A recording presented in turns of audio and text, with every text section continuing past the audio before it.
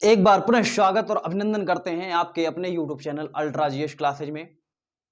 Ultra GS classes में हिंदी भी चल रही है, लेकिन आज हम बता दें आप लोगों को जो है एसआई का पेपर सामने आया है, इसीलिए मूल विधि के कुछ जो है टॉपिक को हम कवर करेंगे जहां से क्वेश्चंस आ रहे हैं। तो स्पेशल एसआई के लिए ये जो है क्लास आई हुई है, वीडियो बनाया जा रहा है, जिसमें आज हम आप सभी को अधिनियम पढ़ाएंगे और अधिनियम में घरेलू हिंसा अधिनियम पढ़ाएंगे। अधिनियम क्या है और अधिनियम की जरूरत हमको क्यों पड़ी, इसके बारे में हम आप लोगों को बता दें। आईपीसी वगैरह ये सब जो है पहले बना हुआ था, लेकिन जैसे जैसे समस्याएं उत्पन्न होना चालू हुई वैसे वैसे एक एक अधिनियम चालू हुए, है ना। जैसे पहले मोटर कार आदि ज्यादा नहीं थे और एक्सीडेंट आदि ज्यादा नहीं हो रहे थे, तो जब मोटर वाहन अत्यधिक हुए जो है एक्सीडेंट होना चालू हुए तो मोटर व्हीकल एक्ट आया। तो इसीलिए आज हम पढ़ाएंगे आप सभी को घरेलू हिंसा अधिनियम 2005। नाम ही है घरेलू हिंसा अधिनियम 2005, डोमेस्टिक वायलेंस एक्ट 2005। आइए समझते हैं घरेलू हिंसा। घरेलू दायरे में हिंसा को घरेलू हिंसा कहा जाता है, यानी घर के दायरे में घर के अंदर हुई हिंसा को क्या कहा जाएगा? घरेलू हिंसा कहा जाएगा। दोस्तों, पीड़ित व्यथित व्यक्ति कौन होता है? इसमें जो पीड़ित होता है, जो व्यक्ति है, वह कौन होता है उसके बारे में समझते हैं। कोई महिला, वह कौन होगी? कोई महिला ही होगी। घरेलू हिंसा अधिनियम में जो पीड़ित होगी वह कौन होगी? खाली बस मात्र एक महिला होगी। वह ऐसी महिला जिसके साथ आप घरेलू नातेदारी में, साझी गृहस्थी में निवास कर रहे हो, यानी घर के अंदर या साझे में रह रहे हो, नाते रिश्तेदारी में हो। ऐसी अगर कोई भी हिंसा होती है तो किसके अंतर्गत आता है? घरेलू हिंसा के अंतर्गत आता है। आइए समझते हैं कैसे। रक्त जनित भी हो सकता है, जिसमें मां बेटा हो सकता है, पिता पुत्री। देखिए, रक्त संबंध में मां बेटा, इसमें कौन है व्यथित? कौन है? मां। इसमें पुत्री व्यथित है, भाई बहन। भाई बहन, तो उसमें क्या बहन में कौन है? भाई बहन में बहन व्यथित है ना। अब विवाह जनित में बहू, ससुर और बहू, इसमें बहू है। पति पत्नी, पति पत्नी में भी हो सकता है तो उसमें पत्नी होती है। देवर भाभी, इसमें भी हो सकता है तो इसमें भाभी क्या होती है? व्यथित है ना। यह एक केंद्रीय कानून है। क्या है? यह एक केंद्रीय कानून है। 13 सितंबर 2005 को पारित हुआ। 13 सितंबर 2005 को क्या हो रहा है? पारित हो रहा है। 14 सितंबर 2005 को भारत सरकार के गजट में प्रकाशित कर दिया गया। क्या कर दिया गया? प्रकाशित कर दिया गया। 14 सितंबर 2005 को भारत सरकार में के गजट में प्रकाशित हो रहा है और 26 अक्टूबर 2006 को जम्मू कश्मीर को छोड़कर पूरे भारत में लागू हो गया था। कहां? पूरे भारत में लागू हो गया था। इसीलिए इसका एक्ट का नाम रखा गया 2005, घरेलू हिंसा अधिनियम 2005। अब देखिए, जब से 370 हटा तब से संपूर्ण भारत में, समझिए, भारत में लागू हुआ। अब क्या है? पूरे भारत में लागू है, जम्मू कश्मीर में भी लागू है। क्या है? भारत में लागू हुआ, अब जम्मू कश्मीर में भी लागू है। जब से 370 हटा तब से क्या है? जम्मू कश्मीर में भी यह एक्ट लागू है। इसमें 5 अध्याय 37 धाराएं हैं। दोस्तों, कितने? 5 अध्याय 37 धाराएं हैं, जिनके बारे में हम समझेंगे। जो महत्वपूर्ण धाराएं हैं उनको हम आप लोगों को जो है बेहतर तरीके से समझाने का प्रयास करेंगे। आइए धारा 1 समझते हैं। लिखा है संक्षिप्त नाम और परिचय। धारा 1 में लिखा है संक्षिप्त नाम और परिचय। यानी इसमें अधिनियम का नाम क्या होगा, अधिनियम का नाम क्या होगा, तो घरेलू हिंसा अधिनियम 2005 के बारे में बस यही लिखा गया है। आइए दोस्तों धारा 3 समझते हैं। इसके बाद घरेलू हिंसा को परिभाषित किया गया है। क्या किया गया है दोस्तों, घरेलू हिंसा को इसमें परिभाषित किया गया है कि घरेलू हिंसा होती क्या है। समझिए, इसके अंतर्गत मानसिक, शारीरिक या आर्थिक कष्ट पहुंचाना है या ताने देकर अपमानित करना है, जो कि सभी घरेलू हिंसा के अंतर्गत आएगा। कहने का मतलब हो सकता है कोई मानसिक तरीके से, आर्थिक तरीके से, शारीरिक तरीके से प्रताड़ित कर रहा हो। अगर ऐसा करता है, और कौन होना चाहिए, वह फैमिली का, घर का सदस्य होना चाहिए। अगर ऐसा है तो घरेलू हिंसा के अंतर्गत आएगा, या ताने देकर अपमानित करे, है ना। अगर ऐसा आता है तो सब घरेलू हिंसा के अंतर्गत आएगा। तो यहां घरेलू हिंसा को क्या किया गया है दोस्तों, परिभाषित किया गया है। आइए समझते हैं धारा 4 को।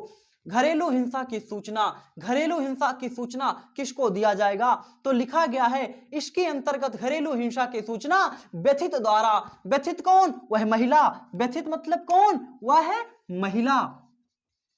समझिएगा, व्यथित कौन, वह महिला द्वारा अन्य संरक्षण अधिकारी को दिया जाएगा। यानी जो संरक्षण अधिकारी होगा उसको यह सूचना कौन देगा, वह महिला देगी कि ऐसी समस्याएं हमारे साथ की जा रही हैं, है ना।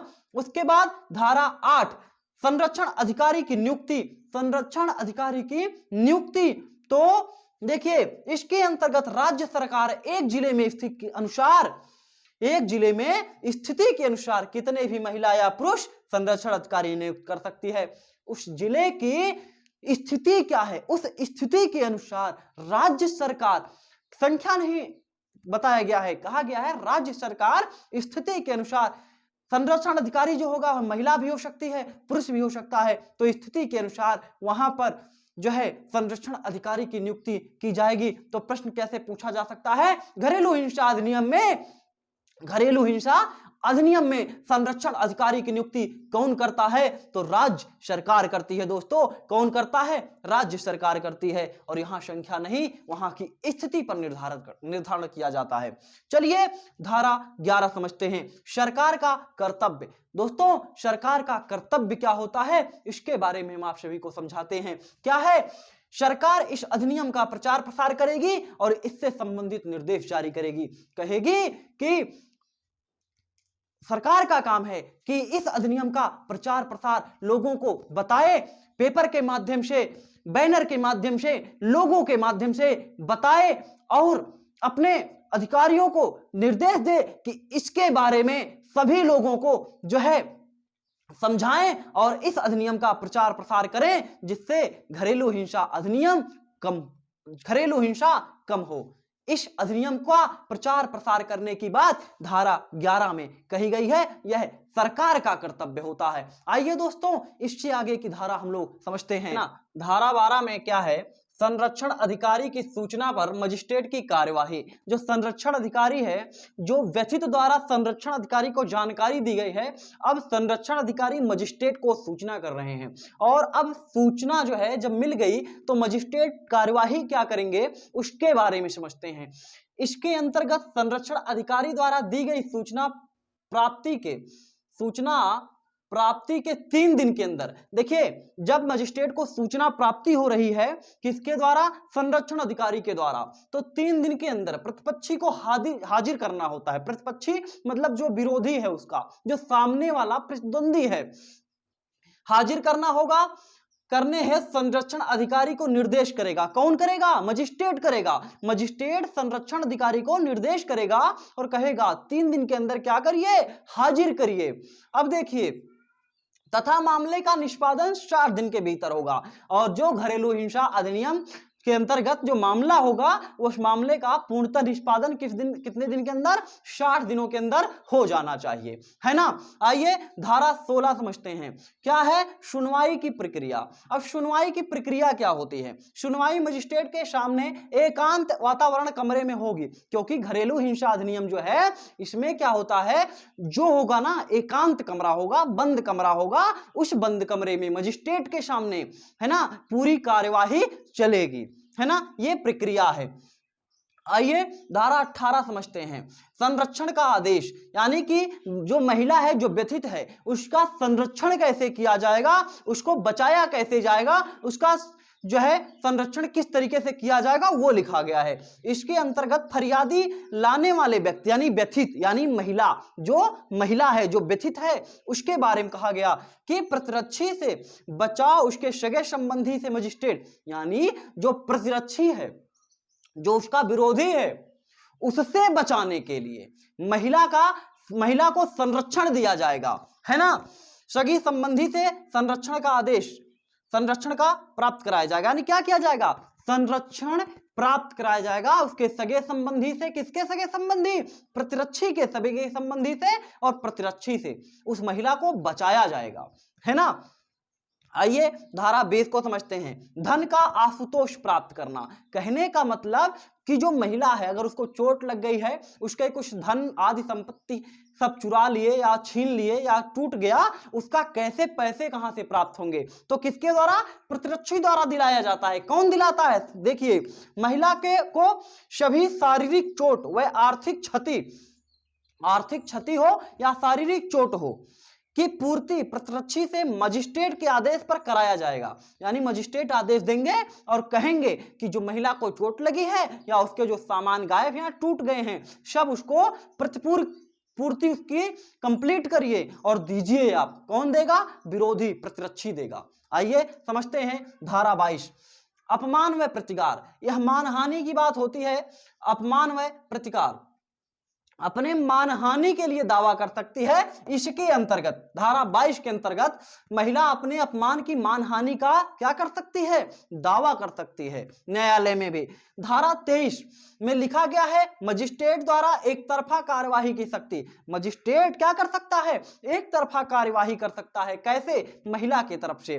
क्या होता है, जब मान लो प्रतिद्वंदी को मजिस्ट्रेट आदेश देता है कि आप इतने दिन के अंदर आइए, अगर नहीं आता है तो पूरी कार्यवाही मजिस्ट्रेट क्या करता है, महिला की तरफ से एक तरफा कर देता है ना। सिर्फ महिला की बातें सुनता है ना, क्योंकि वह बुलाने पे प्रतिद्वंदी नहीं आया।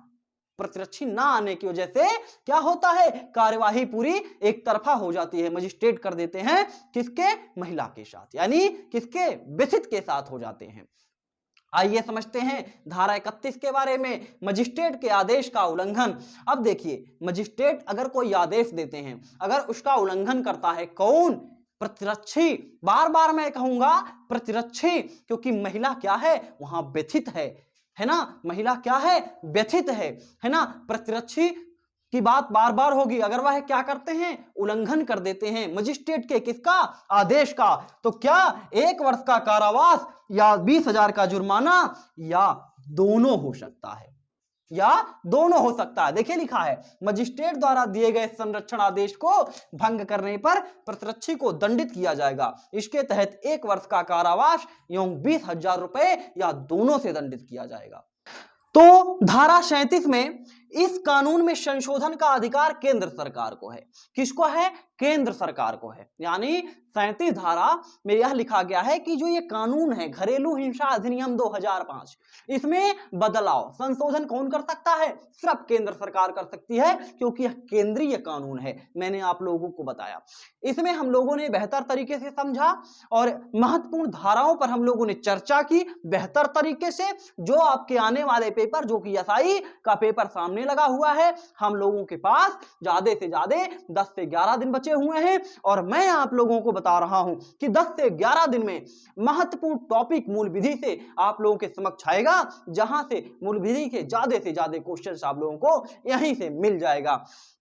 अगर वीडियो आप लोगों को अच्छी लगी हो तो वीडियो को लाइक करें, चैनल को सब्सक्राइब करें, और ये जो बेल आइकन है इसको जरूर दबाएं, जिससे जैसे ही वीडियो पड़े उसका नोटिफिकेशन आपको प्राप्त हो जाए और आप इस वीडियो को देख करके जो है एसआई में आने वाले क्वेश्चंस को कर पाएं। और वीडियो को शेयर ज्यादा से ज्यादा करिए, क्योंकि हमारे जितने भी छात्र हों और आपके जितने दोस्त हों, है ना। तो हमारे शेर और शेरनियों सुन लो कि क्या करना है, ज्यादा से ज्यादा शेयर करना है जिससे ज्यादा से ज्यादा लोगों के पास पहुंचे और सब लोग इस वीडियो को देखकर बेहतर तरीके से समझ पाएं, जिससे एसआई का पेपर होने वाला है जो उसमें ज्यादा से ज्यादा क्वेश्चन प्राप्त कर पाएं। धन्यवाद। जय हिंद, जय भारत।